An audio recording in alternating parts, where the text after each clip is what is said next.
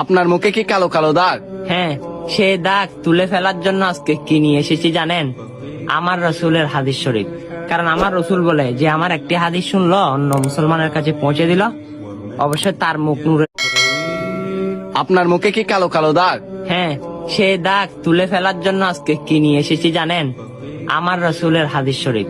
কারণ আমার রসুল বলে যে আমার একটি হাদিস শুনলো অন্য মুসলমানের কাছে পৌঁছে দিল, অবশ্যই তার মুখ নূরের মতো উজ্জ্বল করে দেওয়া হলো, সারা রাত জেগে ইবাদতের সমান সোয়াব দেওয়া হলো, তার গুনাহ মাফ হলো। সুবহানাল্লাহ। হ্যাঁ, আত্মীয়তা ছিন্নকারী কখনো আল্লাহর বেহেশতে প্রবেশ করবে না। আমাদের সমাজের মধ্যে আত্মীয়র সাথে বা আমাদের মেহমানের সাথে, আমাদের ঘনিষ্ঠ কারোর সাথে ঝগড়া হয়ে থাকে, অবশ্যই সেগুলোর কারণে আপনি জান্নাত হারাবেন। আমাদের সমাজে তো এগুলো প্রচলিত রয়েছে। আপনি চাইলে হাদিসটা পৌঁছে দিয়ে তাদেরকে সচেতন করে দিতে পারেন।